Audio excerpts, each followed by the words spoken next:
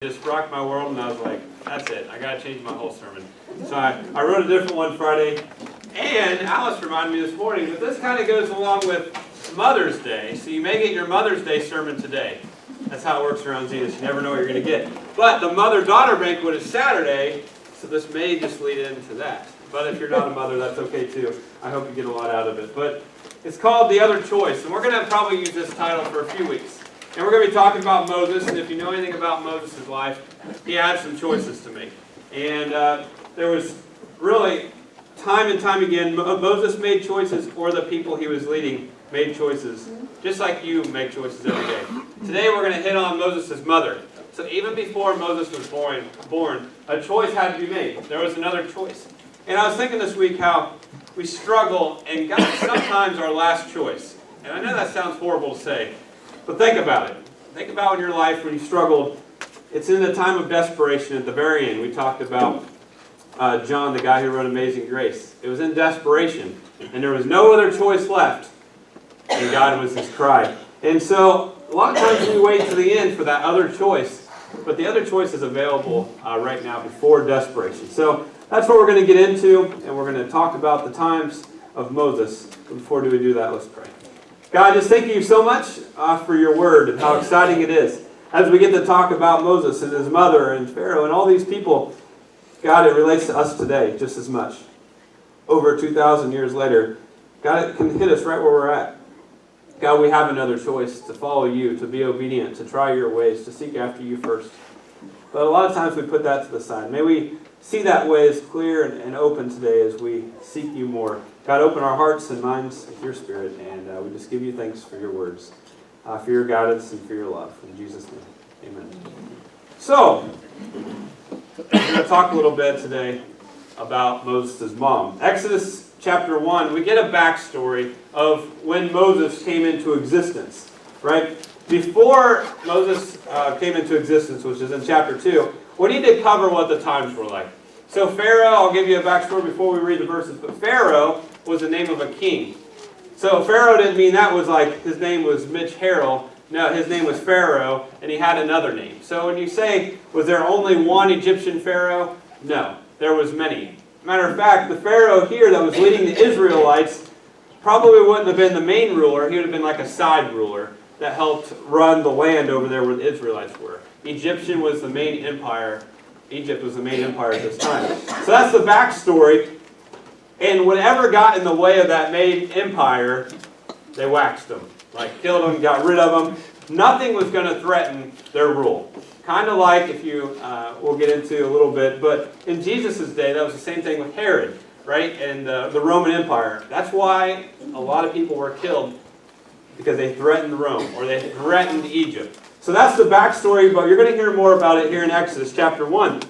In time, Joseph and all of his brothers died, ending that generation. And Joseph was good with the Pharaoh. He was like second or third in command, or second.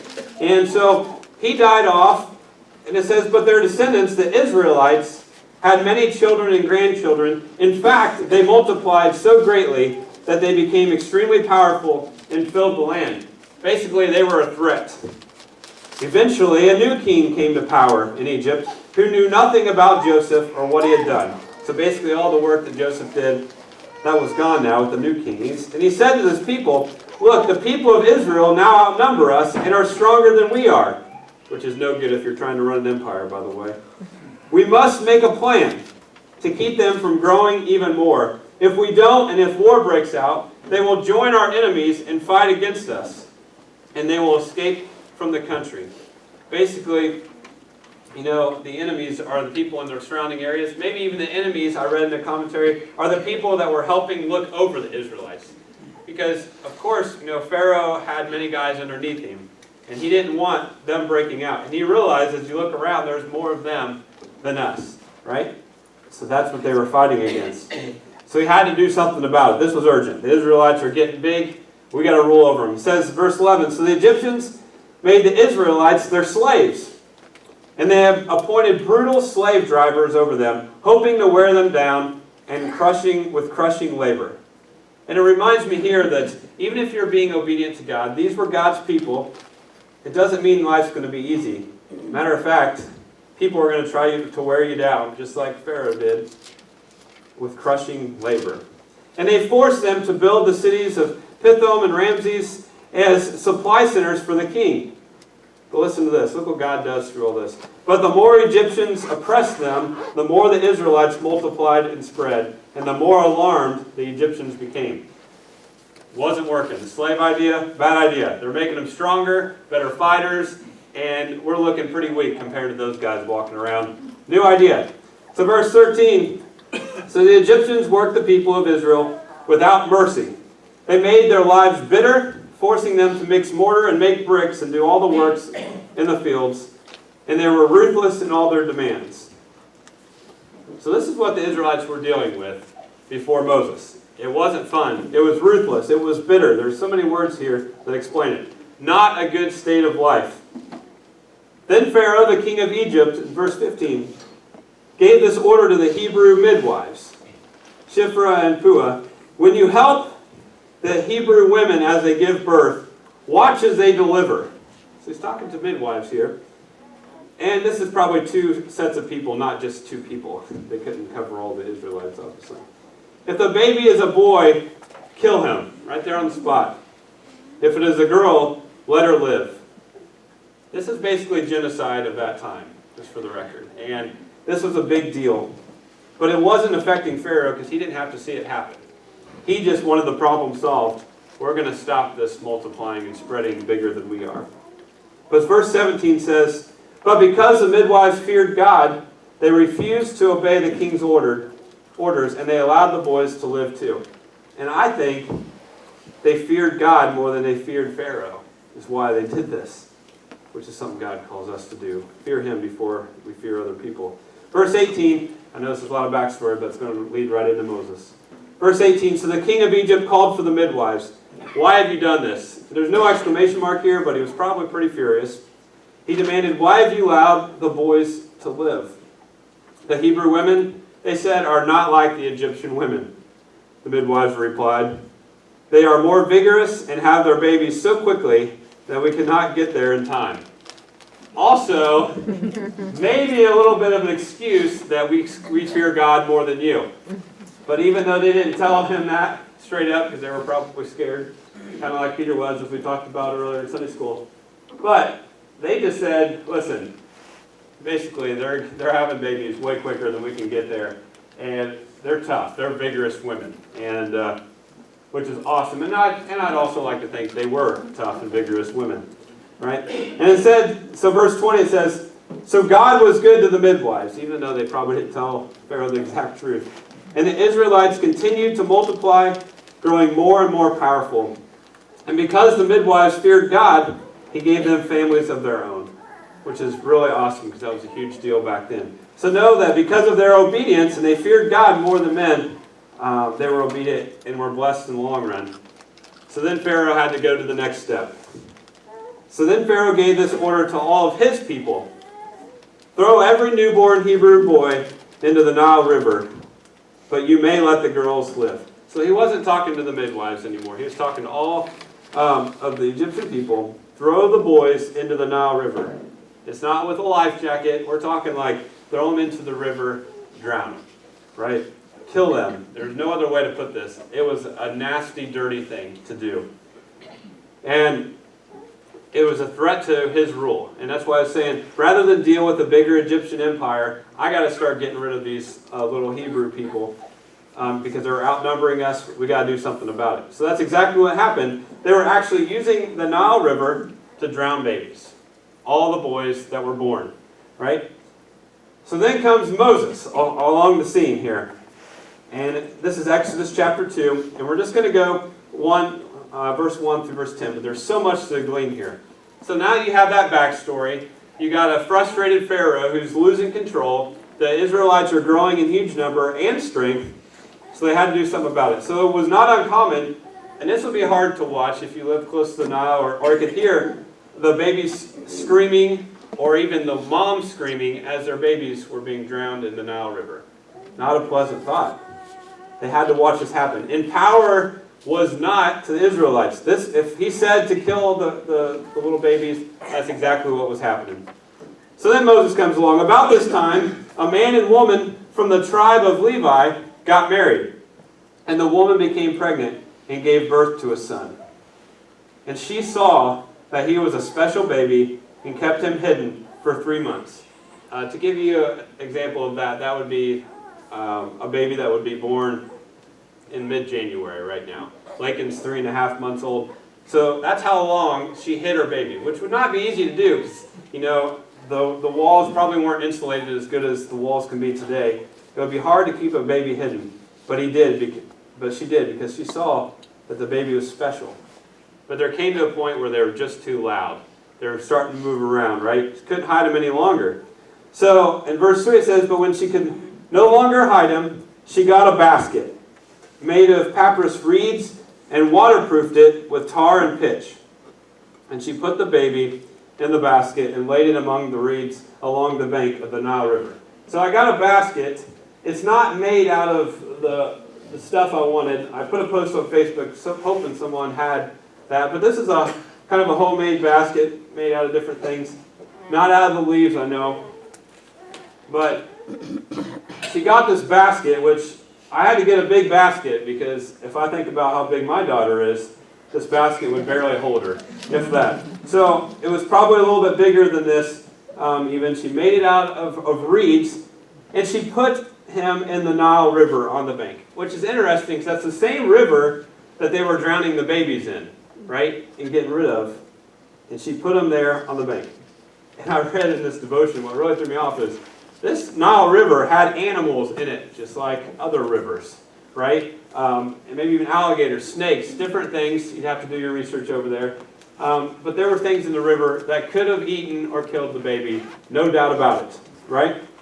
So this is the first and key point of today. The other choice, which she was down to no other choice to hide the baby, so she made a waterproof basket, set the baby in it, and put it in the Nile River among, the reeds along the bank, right?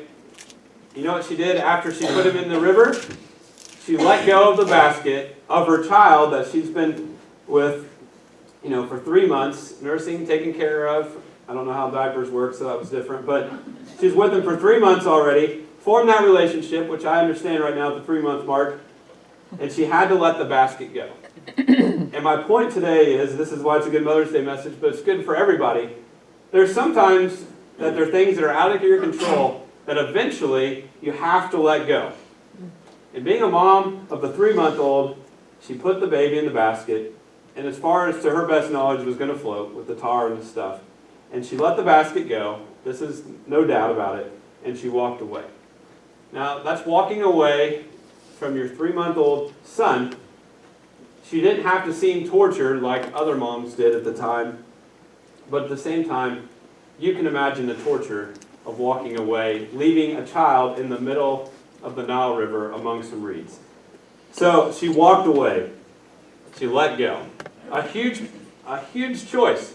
And we read this story like, okay, Moses' mom dropped him in the Nile River and let him, this is a big deal. And she walked away. It doesn't say that she watched what would happen to him. She probably couldn't bear to watch, right?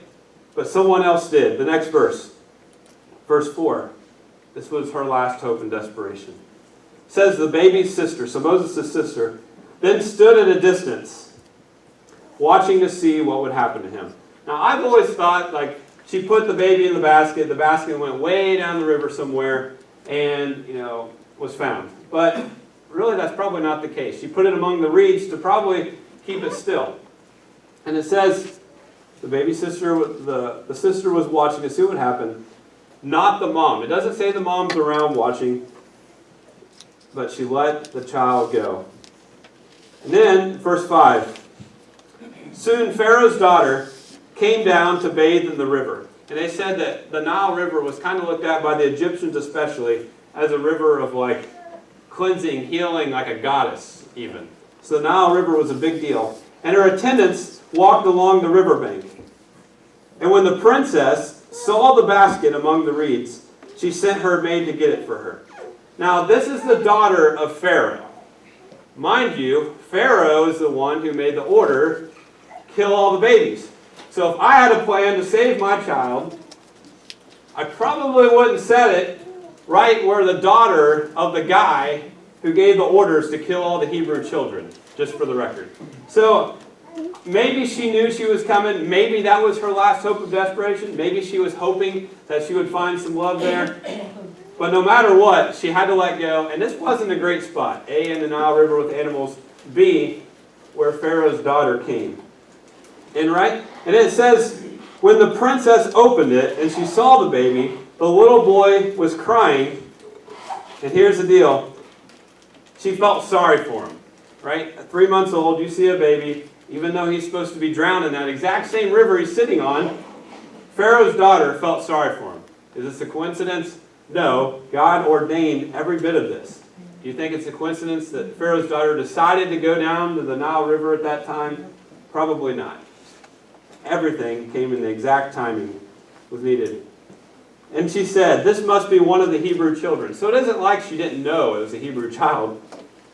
She said, verse 7 says, listen to what blessing comes along the way, which this just rocks my world. And I haven't tried this yet here at Zenas, but maybe it'll work. It says, then the baby's sister approached the princess, Pharaoh's daughter, and said, should I go and find the one of the Hebrew women to nurse the baby for you, she asked. You probably don't have any children right now. The milk supply is not there. I can go get someone to nurse this baby for you. Yes, do, the princess replied. So the girl went and called the baby's mother, Moses' mom. Take this baby and nurse him for me, the princess told the baby's mother. So Pharaoh's daughter, the one who's ordering all these babies to be killed, Moses' mom, face to face, and Pharaoh's daughter says, take this baby, and probably she had an inkling. There's a good chance she knew that it was actually Moses' mom, and nurse the baby for me. Not only that, I will pay you to do this. She wasn't getting paid for the last 3.5 months or 3 months. So this was a new thing. And she got to have her son back, right? So the woman took her baby home and nursed him. So things are going good.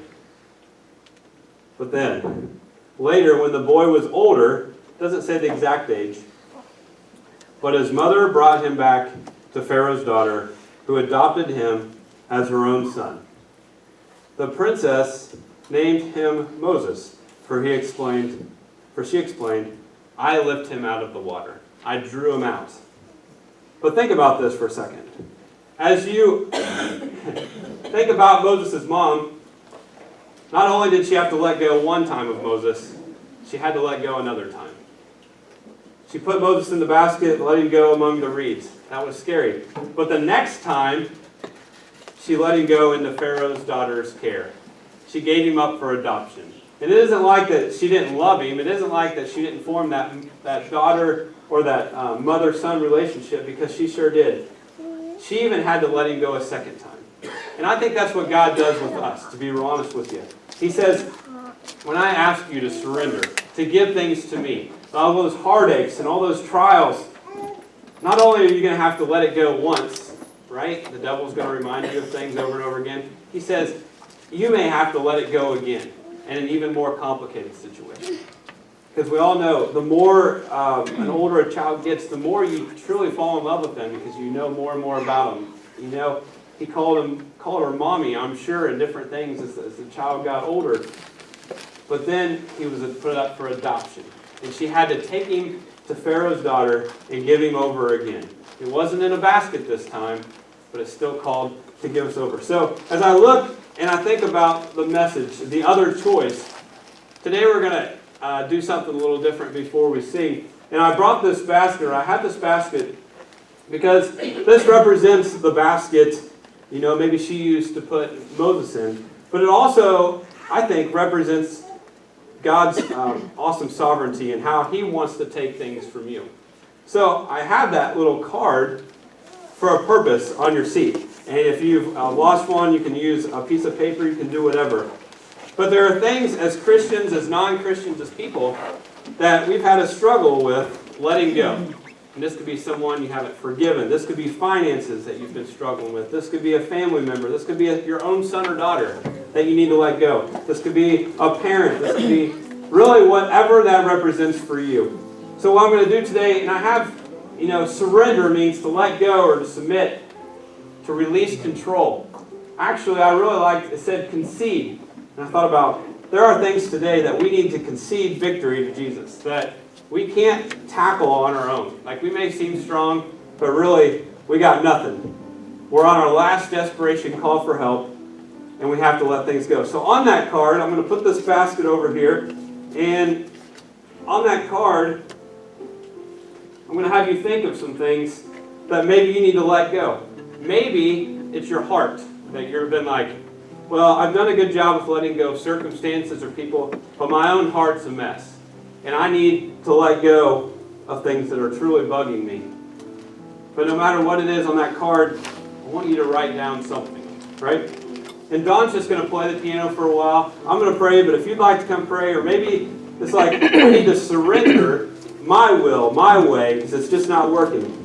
I give up, right? And I'm going to let it go. That basket represents, just like Moses' mom had to let go of her child twice, and God ended up blessing her in amazing ways. We'll talk about the following weeks.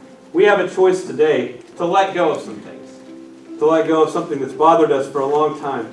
And after you write it on the card, it's going to be the symbol of, we do this sometimes. It's going to be a symbol of you giving it over to God, because you have no control. You have no control over people. You have no control over circumstances.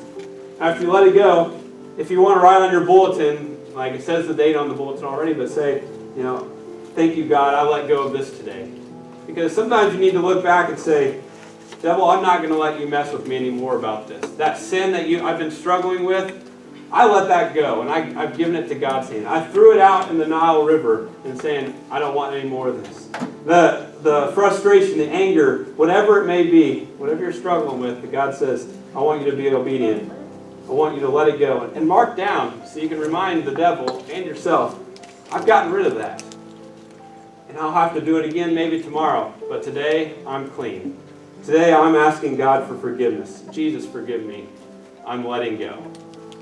I know that's what we need to do sometimes. So if you just take a few minutes, and Don's just going to play, and just to pray, write something down, and go drop it in the bucket, or in the basket. Let it go. Write it down, and pray to God, and maybe ask Him first, what do I need to let go that I haven't seen? What's deep down that's bothering me that I don't even know about?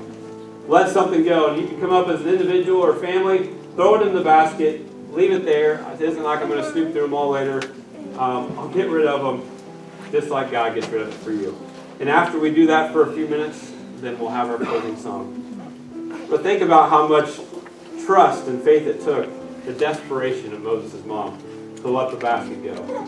That's exactly the trust and the faith that God wants us to have today.